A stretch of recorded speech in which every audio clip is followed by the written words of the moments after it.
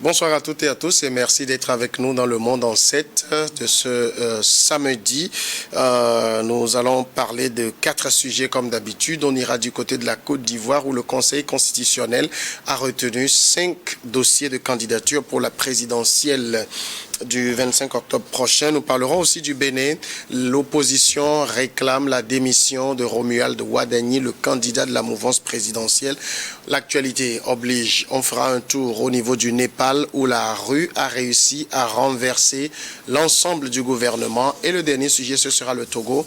On va parler de la reprise des classes. Ce sera le lundi prochain. Dans quel contexte, dans quelles conditions cette rentrée s'organise? Je reçois 2 invités aujourd'hui. Yao Eklonukuno, le président du mouvement Ton de la jeunesse patriotique. Bonsoir, Yao Nukuno. Bonsoir à vous, Excellence Samuel. Et bonsoir à mon co-débatteur et à tous vos collègues de la New World TV et à tous qui nous suivent un peu partout dans le monde. Et merci à vous d'accepter l'invitation de cette émission. Face à vous, nous recevons Kosigan Akwete, qui est le président de l'AJT. Bonsoir, Kosigan Akwete. Bonsoir, pasteur Samuel. Bonsoir à tous les téléspectateurs de New World TV de par le monde. Par ma voix, je voudrais inviter les fils et les filles de Anamé. Nous sommes dans quelle localité là? À Enfoin, lac 4. Dans le lac. Voilà. Au 5e anniversaire de chefferie de Guinfion, Kankwe 2, le chef traditionnel du village d'Anamé. Voilà, qui organise une fête d'action de grâce à Dieu pour l'avoir intronisé sur la chefferie d'Anamé il y a 5 ans. Je voudrais passer alors le message à toutes les filles et à tous les fils d'Anamé de venir lui prêter main forte pour que voilà ensemble dans l'église catholique d'Enfoin ils puissent alors adresser des chants et louanges à Dieu et revenir à la maison sur la prestation des fils de Guédengue. D'accord, voilà. Ça c'est les danses traditionnelles, voilà, je crois bien. Les danses traditionnelles pour alors égayer la jeunesse après. Vous savez, ce serait dans l'euphorie de la fête Epéépé.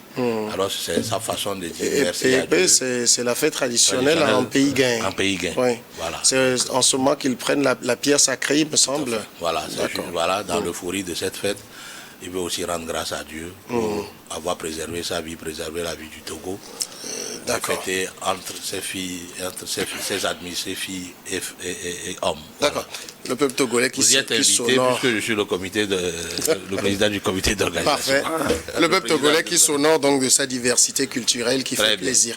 Voilà, on va du côté de la Côte d'Ivoire. Le Conseil constitutionnel a publié, c'était le lundi 5 septembre dernier, la liste définitive des candidats retenus pour la présidentielle du 25 octobre 2025. Sur les 60 inscrits, eh bien seulement 5 ont été retenus pour la course finale. Les principaux opposants, Laurent Gbagbo et Tidiane Thiam, n'ont pas été retenus. Donc il faut noter que pour cette présidentielle, le président sortant, Alassane Ouattara, sera face à l'ancien ministre du Commerce, Jean-Louis Billon. Un autre ancien ministre également, Arwa Domelo, sera de la partie, ainsi qu'une ancienne première dame, Simone Gbagbo, qui sera l'une des femmes. Et la seconde femme, c'est Henriette Lagou, qui a été déjà candidate en 2015. Voilà les 5 dossiers. Yao Eklonukuno, de 60 à 5, la Cour a motivé bien évidemment les raisons du rejet, il faut le dire maintenant, de 55 dossiers.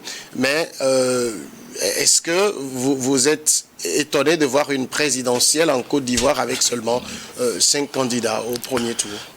Merci pour votre question, Excellence. Mais vous savez, d'abord, laissez-moi préciser, relever mon admiration pour la munitie avec laquelle la Cour, surtout pour ce qui concerne la candidature, le dossier de candidature de M. Laurent Gbagbo, la munitie avec laquelle la Cour a relevé les manquements, les couacs qui font que cette candidature ne devait pas être validée. Laissez-moi quand même apprécier cela parce que cela n'a incarné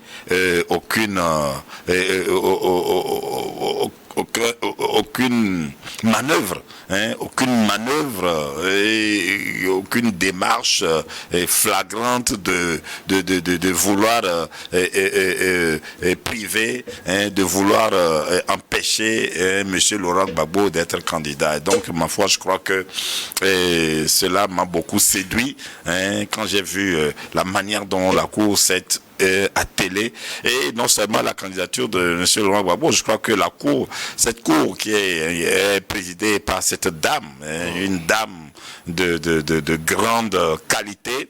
Et ma foi, je crois que ça a été un travail minutieux, ça a été un travail scientifique, ça a été un travail impartial, et justement il faut apprécier cela. Et moi, ça est toute ma fierté quand je vois des Africains poser des actes ainsi, ça m'honore beaucoup. Vous n'y voyez donc dans la décision de la Cour constitutionnelle aucune accointance politique? Non, Excellence, vous savez, c'est pourquoi je disais la minutie avec laquelle la Cour a relevé les couacs, etc.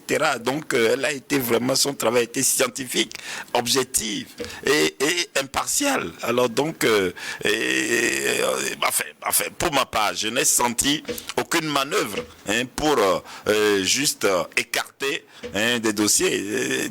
Tout ce qui a été relevé, c'est de façon directe, claire. Alors donc, c'est moi, je le vois aucunement. D'accord. Consiga Okwete, est-ce que pour vous aussi, la Cour a simplement dit le droit en cette matière? Vous savez, on dirait que les oppositions en Afrique francophone sont dérangées par le même virus. C'est-à-dire que c'est des gens qui sont dans l'impréparation totale et qui comptent sur l'insurrection et les troubles à l'ordre public, voyez, non, pour alors injustement imposer alors de force la dictature un peu partout où il passe. Être opposant à un régime ne veut pas dire que c'est un passe-droit à ne pas respecter la loi et attendre que voilà, les autres alors les acceptent sans pour autant qu'ils n'ont pas respecté la loi. Non. Laurent Gbagbo, vu son âge et son expérience, pouvait alors promouvoir quelqu'un d'autre de son PPACI.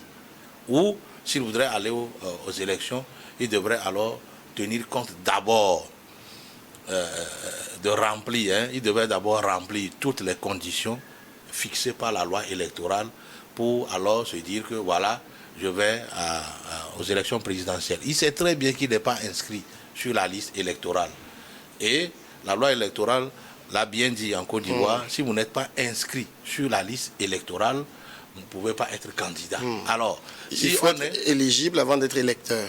Voilà, il faut être éligible avant d'être électeur. Alors, quand quelqu'un est conséquent avec lui-même, alors c'est l'occasion de promouvoir quelqu'un d'autre de son parti. Cela va rentrer dans l'histoire. On dira que c'est grâce à Papa Gbagbo que voilà, tel a été élu. Et maintenant, tout ce que Gbagbo n'a pas pu faire en 10 ans à la Côte d'Ivoire, il peut alors conseiller celui-ci pour que voilà, ces marques puissent être imprimées dans la gestion de la Côte d'Ivoire par ce dernier.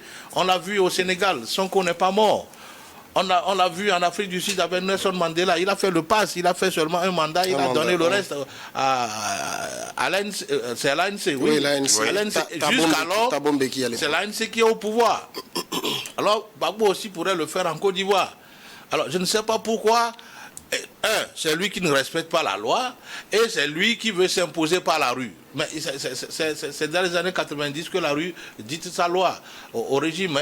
Mais le régime aussi savent comment alors contrer la rue à respecter la loi. Point, c'est tout. La loi, elle n'est pas difficile. Je vais être candidat à l'élection présidentielle.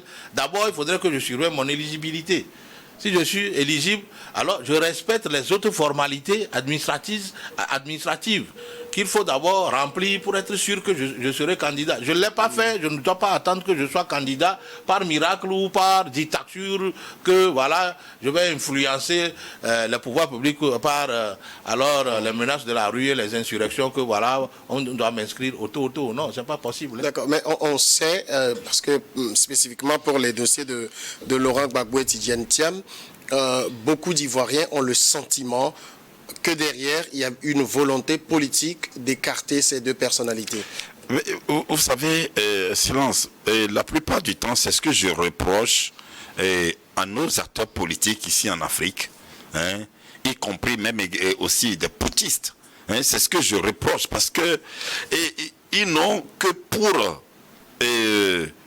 objectif, ils n'ont que pour savoir faire la manipulation, manipuler les masses, tromper les masses, hein, surfer sur la naïveté des populations. Alors donc du coup, quand ils sont toujours dans cette logique-là de toujours manipuler les citoyens, alors donc les messages, les mots d'ordre qu'ils leur donnent, c'est cela qu'ils tiennent aussi de façon stérile, hein, et ils s'agitent, et à cela. Alors c'est maladroit, et ce n'est pas du tout bon pour notre Afrique, pour nos peuples africains. Alors donc il faut qu'il y ait une certaine responsabilité et qui s'incarne, qui se cultive de la part des acteurs politiques, de façon à ce que les citoyens soient éclairés sur ce que c'est que les lois, les fonctionnements, les réalités, de manière à ce que, en tant que citoyen responsable, que l'on sache les choix à faire. Alors donc, vous savez, ben moi, je me dis toujours que je mets toujours une réserve, parce que vous savez, c'est l'arène politique, hein, qui sait si tout ceci, M. Laurent Gbagbo, le sachant très bien, hein, sachant bien qu'il n'est pas éligible, mais néanmoins, hein, il va quand même, parce qu'il a un calcul politique. Qu'il teste l'impartialité de la Cour. Non, pas l'impartialité de la Cour. La Cour incarne son efficacité. La Cour incarne, souvenez-vous, Excellence, au Sénégal. Mais le parti au pouvoir, entre-temps, avait tenté, ça donnait à des manœuvres, mais qui est-ce qui a recadré? C'est la Cour. Voilà qui a recadré le parti au pouvoir. Voilà, ça veut dire qu'en Afrique, ça vient peu un peu. Hein? Ça vient peu un peu. C'est comme, actuellement, vous voyez, il y a des décisions que le président Donald Trump prend aux États-Unis, mais il y a des magistrats qui contrôlent, hein, qui contrecarrent cette décision-là, qui bloquent cette décision-là. Alors donc, ça veut dire que Monsieur Laurent Gbagbo, il connaît sa manœuvre, il sait ce à quoi il s'adonne, il sait, mais moi je veux juste lancer un appel à M. Laurent Gbagbo, qui est celui qui laisse la Côte d'Ivoire tranquille, qui laisse la paix à ce pays. C'est le problème de la Côte d'Ivoire. Qui laisse la paix à ce pays. Il a déjà fait, je crois, 10 ans. 11 ans. Oui, 11 ans au pouvoir. Alors donc, moi, je serais d'accord si actuellement ce sont les Blé Goudé, les Guillaume Soro qui s'agitaient, etc. Je comprendrais un peu. Mais que ce soit toujours lui, Laurent Gbagbo, et sachant très bien que sa candidature qui ne remplit pas les conditions. Mais néanmoins, entre-temps, il y a eu une voix qui s'est levée, qui a voulu représenter, incarner, mais non, il n'a pas voulu, il a toujours... Oui, alors donc, cette mentalité-là, il faut qu'on prenne conscience qu'elle est désuète, elle est dépassée, et il faut en faire une rupture avec cette mentalité, parce que avec ces gens d'Africains, ces gens de personnes, ils ne sont pas utiles pour nos pays, pour nos peuples. Alors, conséquent à côté, quand on regarde très bien le cas Laurent Gbagbo, le cas Tidjane Thiam, est-ce qu'on peut s'empêcher de s'imaginer que le pouvoir avait tout fait pour écarter ces gros ténors? Parce que vous avez un Laurent Gbagbo qui a 20 ans de condamnation, une condamnation de 20 ans de prison sur la tête, la raison pour laquelle il n'est pas sur la liste électorale, mais il n'est pas en prison. Il circule librement. Et on dit que c'est pour cette condamnation qu'il n'est pas candidat. Vous avez Tidjane Thiam, auquel on a opposé un dossier de manque de nationalité. Est-ce qu'il n'y avait pas pour vous derrière une volonté de mettre à l'écart ces deux poids lourds de la scène politique ivoirienne? Non. Pourquoi non? Je suis Laurent Gbagbo. Il a eu à rencontrer le président Alassane Ouattara. Oui. D'abord, il a été gracié. Quand on prend son retour jusqu'à la date d'aujourd'hui, ça fait déjà plus de 2 ans qu'il est rentré en Côte d'Ivoire. Ça voudrait dire que, au lieu de commencer par crier tôt, j'irai à cette élection, vaille que vaille, cette condamnation n'aura pas effet sur moi. Il pouvait alors, avec diplomatie, aborder le président Ouattara pour alors discuter avec lui. Alors, d'une amnistie, par exemple? Son amnistie. Ton amnistie. Vous savez, quand un chef est un chef. Un chef de l'État n'est pas un planton, n'est pas un coursier à qui on peut pousser, on peut traiter de tous les noms d'oiseaux sur les médias et compter sur la rue pour alors influencer alors sa position vis-à-vis de vous, ou influencer peut-être, non, influencer l'appareil gouvernemental pour dire que si on ne gracie, si on amnistie pas, si on ne m'accorde pas amnistie, je vais déverser les Ivoiriens sur la rue. Non, ça là c'est avec Gueye, ça c'est fini là. Il faut que les politiques africains, surtout de l'espace francophone, comprennent qu'il faut être réel dans la politique. J'ai une condamnation qui pèse sur moi. Je ne vais pas alors faire la bouche, faire la gueule sur les réseaux sociaux ou dans les meetings populaires. Je rentre en contact avec le chef de l'État, avec humilité et diplomatie, pour discuter avec lui de comment alors m'amnistier. Alors s'il obtient l'amnistie, lui, avec l'expérience qu'il a, il devrait normalement alors prendre beaucoup de garde-fous pour aller avec beaucoup de dialogue, beaucoup de tact, déposer sa candidature, avoir un consensus avec le pouvoir public et son parti politique. Vous savez, ce n'est pas seulement avec Ouattara, le président Ouattara, que Laurent Gbagbo a des problèmes. Regardez la fois dernière, combien de leaders ou combien de membres de son parti il a déjà évincé, il a déjà sorti de son parti politique parce que il est soupçonné d'avoir l'idée d'aller à ces élections-là. Mais il y a la discipline, hein, quand vous êtes dans un parti, il y a la discipline du parti qu'il faut respecter. Pourquoi lui? Vous savez, personne n'a la science infuse de gérer un pays.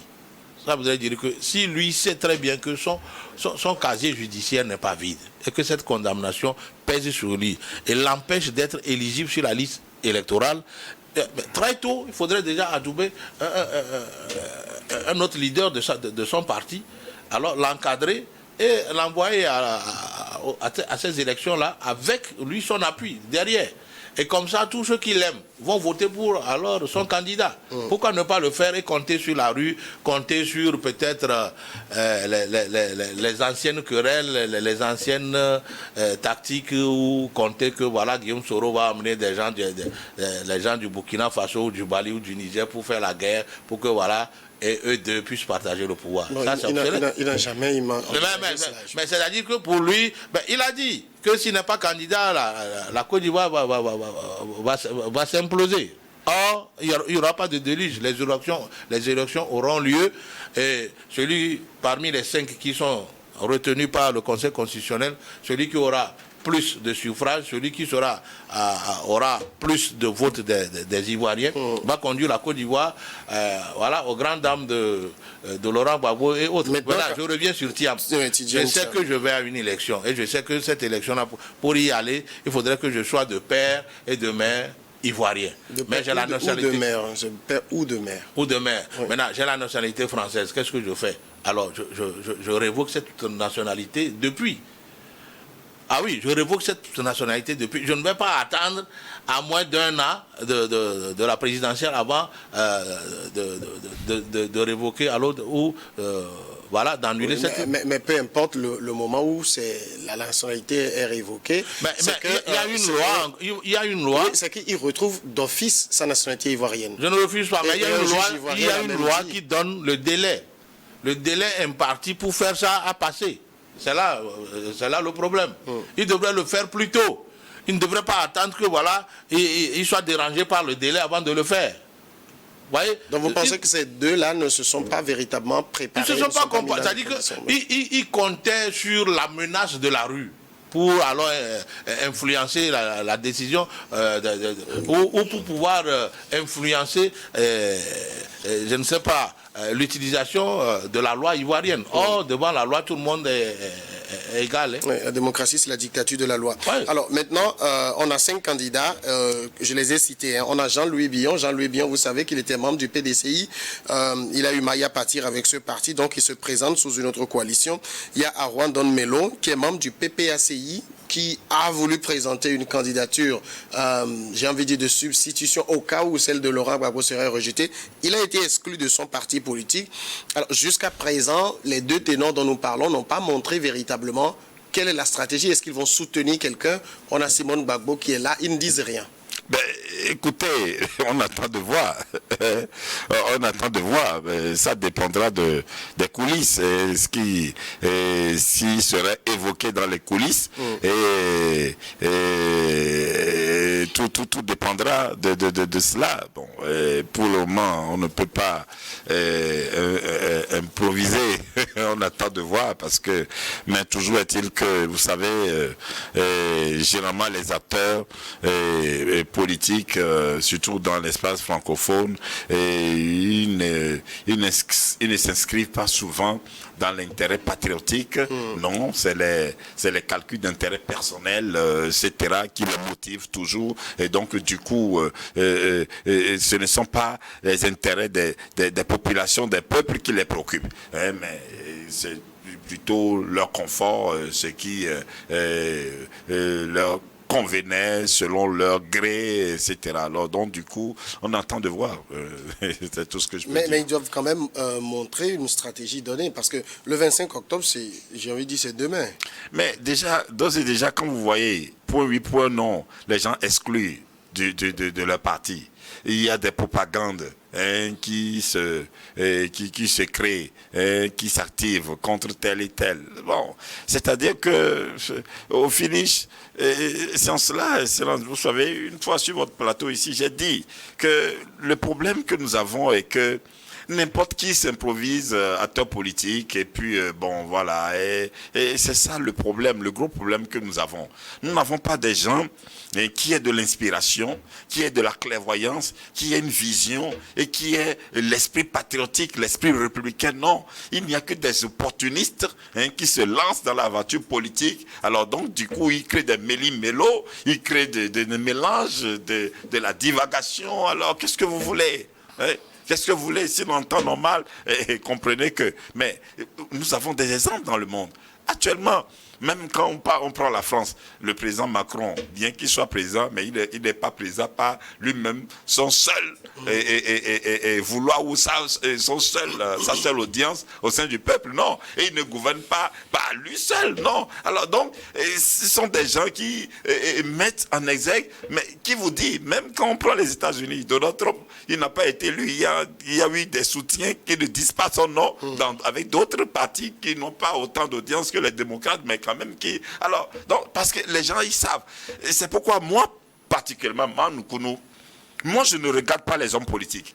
Mais moi, ce qui attire mon attention, c'est ce qui sort de ces hommes politiques-là. Ce qu'ils proposent. C'est en cela que, d'habitude, les gens ont l'habitude de me lancer des invectives, comme quoi, oui, toi, Lukunou, en 2010, on a vu comment tu as soutenu le parti au pouvoir, etc., le président fort, etc. Mais moi, je ne soutiens pas le président fort, mais j'ai soutenu ce qui est sorti, ce qu'il a proposé, en 2010, le programme de campagne ensemble, quand j'ai vu le contenu et ce que ça reflétait, ce que ça incarnait, j'ai dit, ah, ça c'est bon pour mon pays. Ça, c'est bon pour le peuple. Mais c'est de cela qu'il est question. Et non pas que des gens qui sont dans une popularité basée sur la manipulation, sur la naïveté des citoyens et qui ne proposent rien de concret, etc. C'est pourquoi également, quand depuis après 2010, je n'ai plus constaté de propositions concrètes, réelles de la part du président Faure,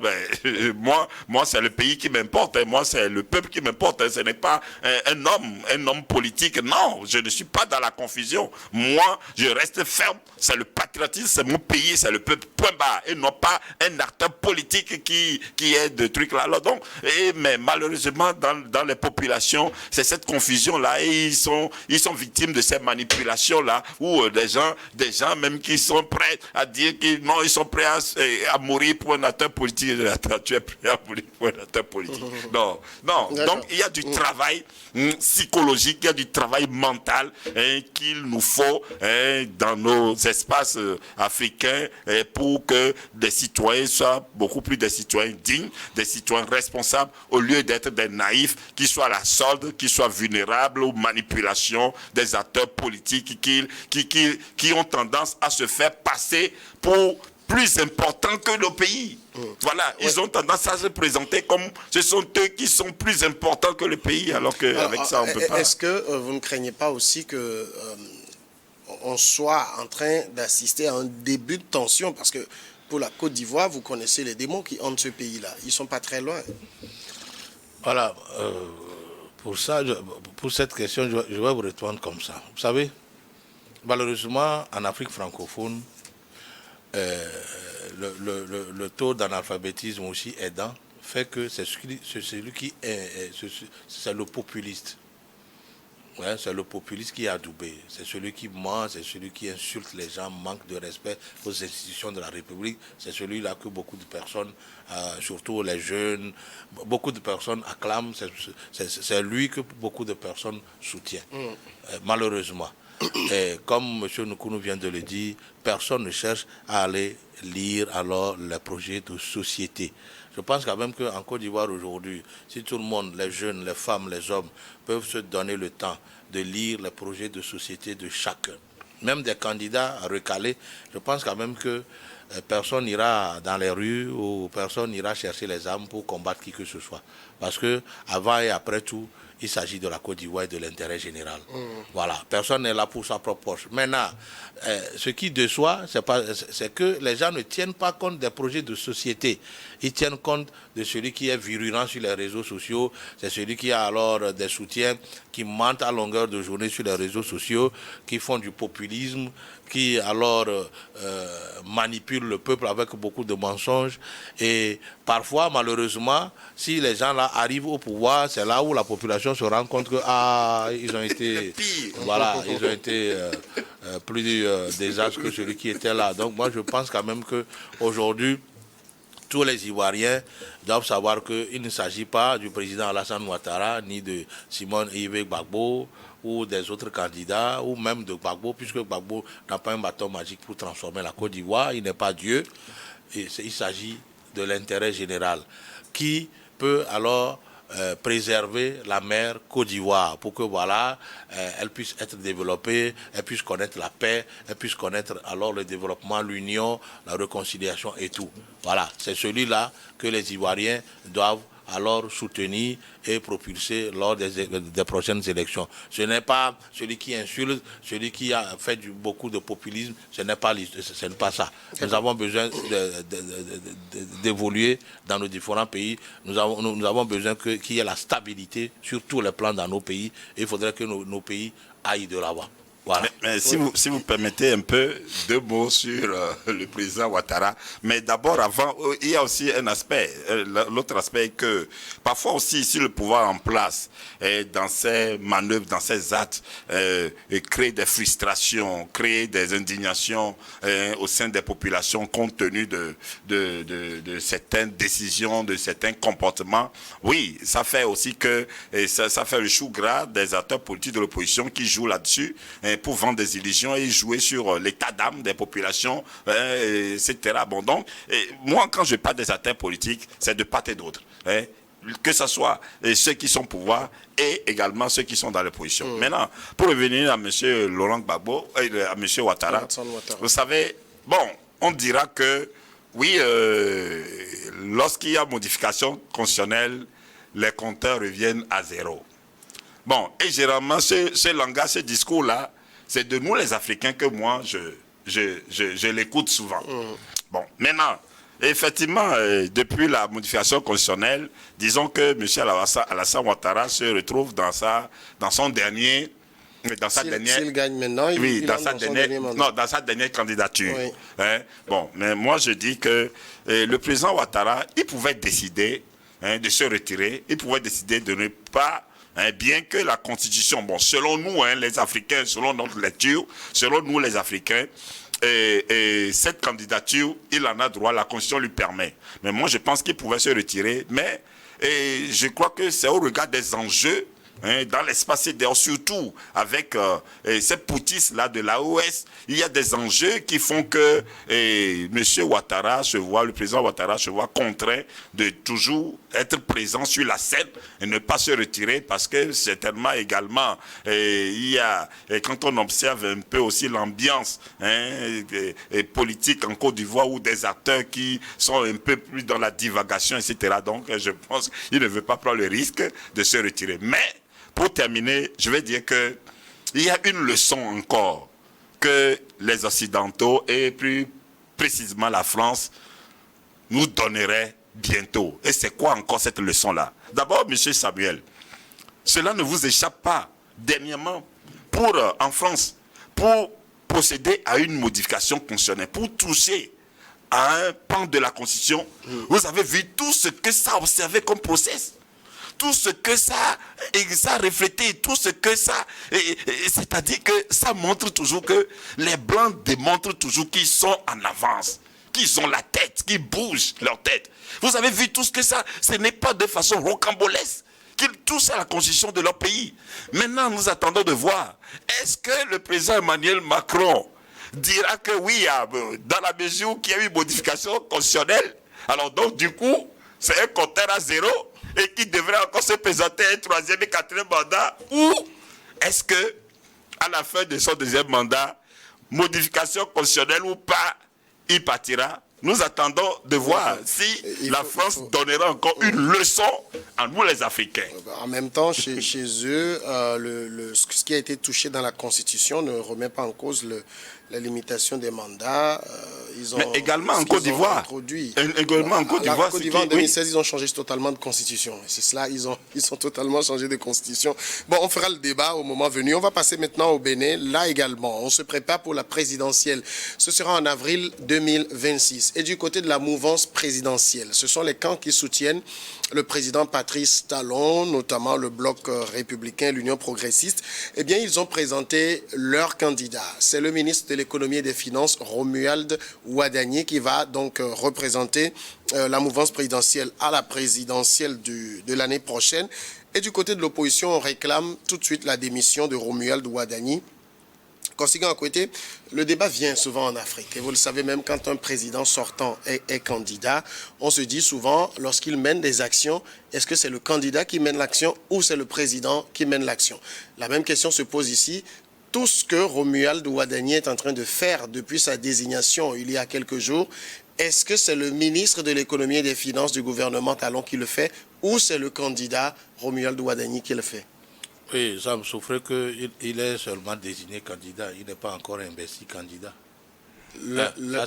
L'un peut-il exclure l'autre?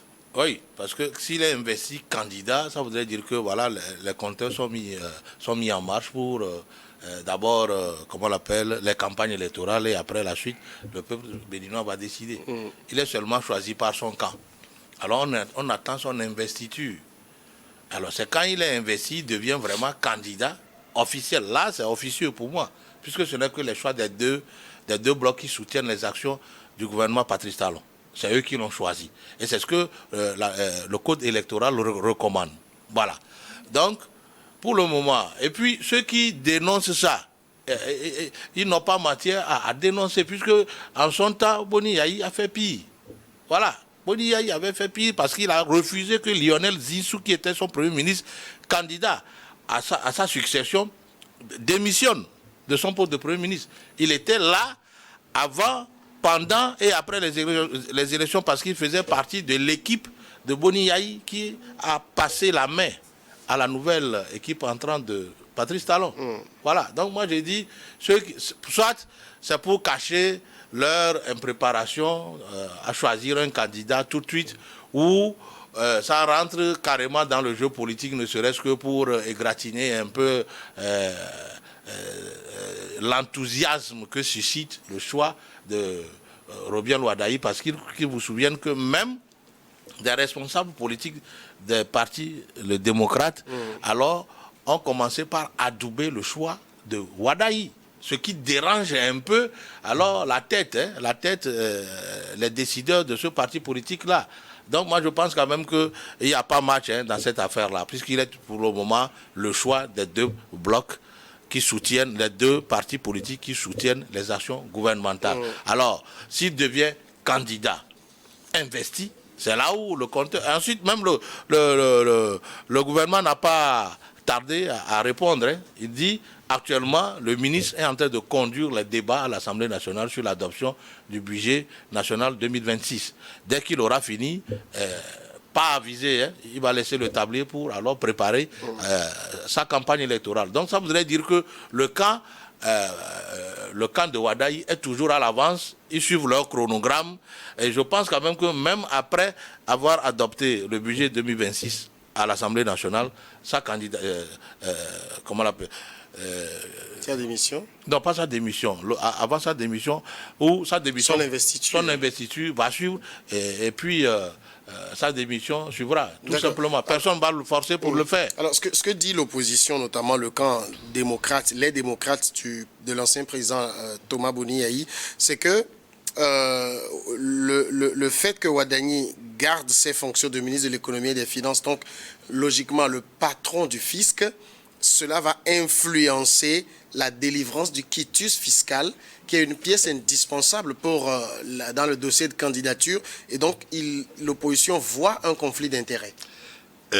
Vous savez, d'abord, M. Kwasi a tout dit. Moi, pour enchérir, c'est pour juste dire que certainement ce sont des manœuvres politiques, des manipulations politiques. C'est tout. Je crois que les partis d'opposition, ils doivent savoir que non seulement le gouvernement, mais le parti au pouvoir n'est pas sous ses ordres. Le parti d'opposition, parce qu'ils ont tendance à vendre ces illusions-là à l'opinion. Non seulement le parti au pouvoir, le gouvernement n'est pas aux ordres des partis d'opposition, ça c'est clair. Bon, maintenant, mais eux tous, et que ce soit et le parti au pouvoir et le parti d'opposition, sont sous le contrôle de la loi. Alors que dit la loi? Alors maintenant, moi je pense que plutôt il faut qu'ils saisissent le Parlement, pour que le Parlement se prononce, etc. Et non pas, pour moi, je crois qu'ils sont juste dans un langage politique, dans une propagande politique, sachant très bien que s'ils ont des éléments d'appréciation, des éléments de preuve qu'effectivement le candidat désigné, le ministre de l'économie se serait donné à des actes tels qu'il lui prête l'intention, qu'il le retienne au moment venu. Ce sont des craintes. Des craintes, non. Parce qu'il est le patron du fisc. Non, il faut à un moment qu'on laisse les... C'est-à-dire, en réalité, ce qu'ils sont en train de dire, c'est que vous avez quelqu'un qui, dans quelques mois, sera l'adversaire du candidat que vous allez positionner. Cette personne a des fonctions dans lesquelles il dirige le bureau qui délivre un des documents les plus importants, et ce document est éliminatoire. Monsieur Samuel, il faut que les acteurs politiques en Afrique se montrent conséquents, qui se respectent et qui respectent, qu'ils fassent preuve de maturité. Parce que ça, là, c'est ridicule, c'est de la bassesse. Ils prêtent des intentions. Laissez l'acte posé de façon concrète et relever cela contre le candidat comme des couacs, des failles qu'il aurait commis quand il était en fonction, que de lui prêter des intentions, etc. Non, mais ça n'a pas de sens. Oui, vous savez, l'ex-premier ministre du Bénin, M. Lionel Zinsou, il était premier ministre et avait en charge le ministère de l'économie et des finances dans son temps. Le ministère des Finances en son temps. En plus de son poste de Premier ministre, il gérait les finances du Bénin.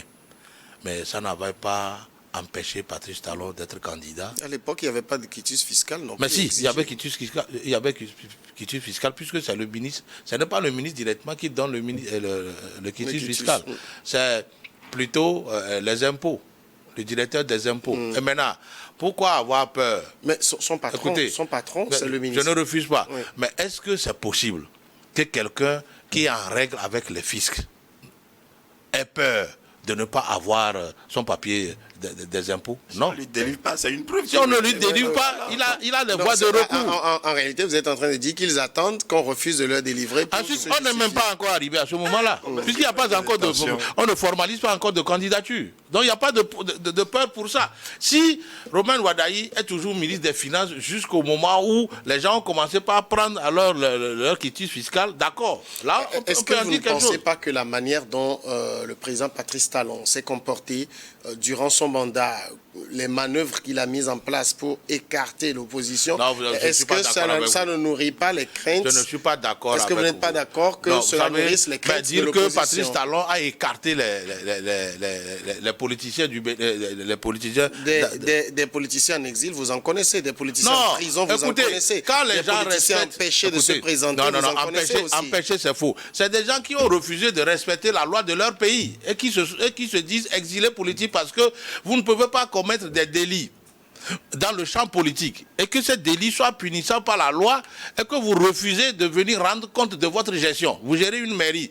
Il y a des dysfonctionnements dans les comptes. Vous refusez de faire reddition de comptes. Vous voulez de rendre compte.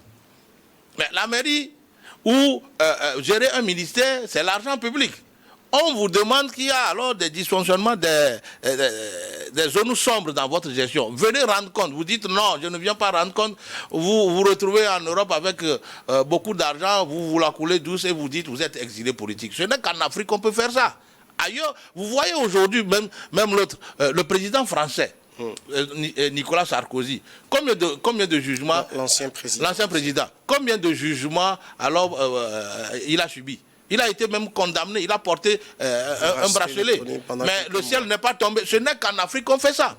Vous ne pouvez pas être une personne vivant dans un pays et refuser de respecter les lois de ce pays-là. Et après, quand vous commettez des délits, on veut que vous allez à la justice répondre de vos actes, vous quittez et vous êtes de l'autre côté pour dire que vous êtes exilé politique. Mais c'est trop facile ça. Si tout le monde... Pourquoi les citoyens lambda qu'on arrête et qu'on juge chaque jour ne disent pas que je suis politicien, il ne faut pas me juger? C'est ce que Talon refuse. Talon n'a fait que actionner l'application de la loi contre tout le monde qui tombe sous le coup de la loi au Bénin. Et c'est ça. Alors, vous pensez qu'il n'y a... que l'opposition n'a aucune crainte à nourrir en ce moment?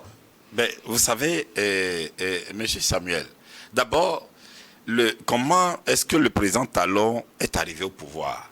Est-ce que c'est en toute légalité? Est-ce que c'est en toute légitimité qu'il est accédé au pouvoir? En 2016, oui. Voilà. Maintenant, après, l'opposition dit que ces manœuvres pour conserver le pouvoir qui visaient à écarter toute voix dissonante. Alors donc, lorsque un président accède au pouvoir dans les conditions légales, dans les conditions transparentes, dans les conditions justes, en toute tranquillité, il pourra œuvrer pour l'intérêt du pays, pour l'intérêt des populations et sans crainte. Alors donc, vous savez, nous avons tendance à croire que être acteur politique constitue automatiquement une immunité. Ou parce que je suis acteur politique, donc j'ai droit à tout, j'ai l'humilité, je peux me permettre de tout. Et ça, c'est ce que le président Talon a corrigé. Parce que non seulement dans la lutte contre la corruption, etc., c'est-à-dire il a agi en patriote, dans l'intérêt du pays, dans l'intérêt des peuples. Et c'est ce qui s'est passé. Les gens ont cru que les pratiques ténébreuses qui ont toujours prévalu, la corruption, etc., ou avec lui, non, il a touché, il a montré une nouvelle couleur, il a implémenté un nouveau départ. C'est ça.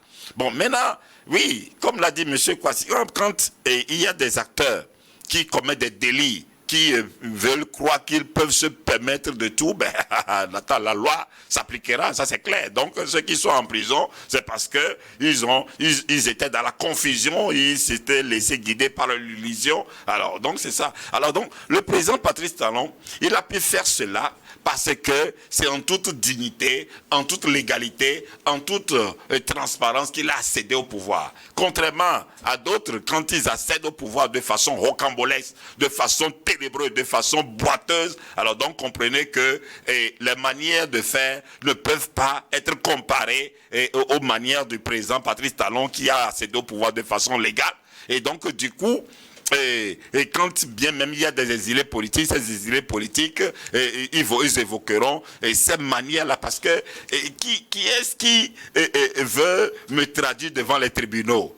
Qui est-ce qui veut me poursuivre pour ceci, cela? L'autre là même qui n'est pas clair, l'autre là même qui est illégal, l'autre là même qui a accédé au pouvoir de façon rocambolesque. Alors, avant de dire que tu veux faire répondre tel à tel, mais il faut que toi-même tu sois propre. Il faut que toi-même tu sois clean, il faut que toi-même tu sois droit. Mais quand toi-même tu es comme ça et tu veux faire croire à l'autre que... Donc, il y a du travail sur nous. Et je crois que le Bénin est en train de donner un exemple, et vivement que cet exemple-là serve de leçon à beaucoup de pays africains, de manière à ce que nous mettons au devant nos pays, nos peuples, notre image, que des intérêts personnels, des intérêts éphémères, des intérêts qui ne permettent pas que nous puissions prendre de l'envol. Voilà. Messieurs, on va marquer la pause si vous permettez, le temps de regarder le journal. 10 minutes d'édition.